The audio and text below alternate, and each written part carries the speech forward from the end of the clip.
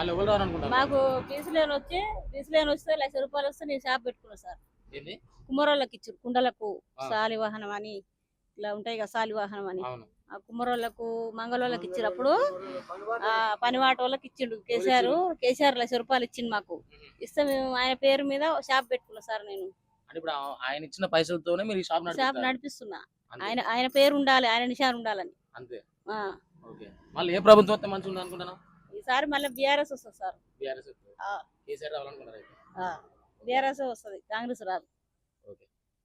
ఇప్పుడు గ్యారంటీ ఇస్తున్నా. 30 సంవత్సరాలు కూడా కాంగ్రెస్ వస్తా అంటాడు కదా రేవంత్ రెడ్డి. గట్టినే అంటారు సారు, గట్టినే అంటారు. రారు సార్. కేసీఆర్ అన్ని పనులు అన్నాడు, మాట ప్రకారం చేసిండు. మరి మహిళలకు 2500 ఇస్తలేడా, ఏమి ఇస్తలేడా? అన్న పనులు అన్ని పూర్తి చేస్తారు. మరి ఏం చేసిండు చెప్పు? కనీసం స్కాలర్షిప్ పిల్లలకి వేసలేరు అవుతుంది. 400కే గ్యాస్ ఇస్తాడు అమ్మ. 400 కాదు సారు, ₹950 ఇచ్చి నింపుకుంటున్నాం. అన్ని అబద్ధాలు సారు.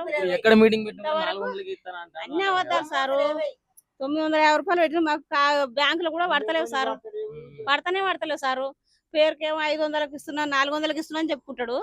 ఆడ మళ్ళీ యూట్యూబ్లో అలా పెడతారు 400కి 500 కానీ అసలు ఇంతవరకు 2 ఏళ్ల సంది మేము ₹950 నింపిస్తున్నాం కానీ ఒక పైసా పడలేదు సార్ మాకు.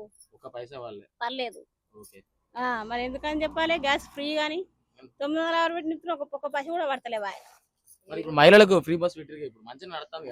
ఎందుకు సార్ బస్సు పెట్టి కొట్టుకోసి వస్తారు. మగవాళ్ళు ఏమో 10 మంది ఉంటే ఆడవాళ్ళే 100 మంది అందులో బస్సులా. ఎరికేనా? మహిళలకు మేము ఉచిత పథకాలు పెట్టినాం కానీ రేవంత్ రెడ్డి చెప్తాను కదా. ఏం పెట్టినా ఇవన్నీ వేయాలి సారు. పిల్లలకు మొత్తం అదేంది దళిత బంధు లేదు, ఏది లేదా సార్? దళిత బంధు ఇచ్చిండా కేసీఆర్? దళిత బంధు 10 లక్షలు ఇచ్చిండు. 10 లక్షలు ఇచ్చిండు కేసీఆర్ దళిత బంధు.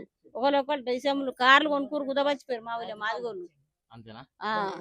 మరి మళ్ళీ ఏ ప్రభుత్వం వస్తుంది? మళ్ళీ ఏ ప్రభుత్వం వస్తుంది? బీఆర్ఎస్ వస్తుంది, కన్ఫర్మ్ వస్తుంది అంతే.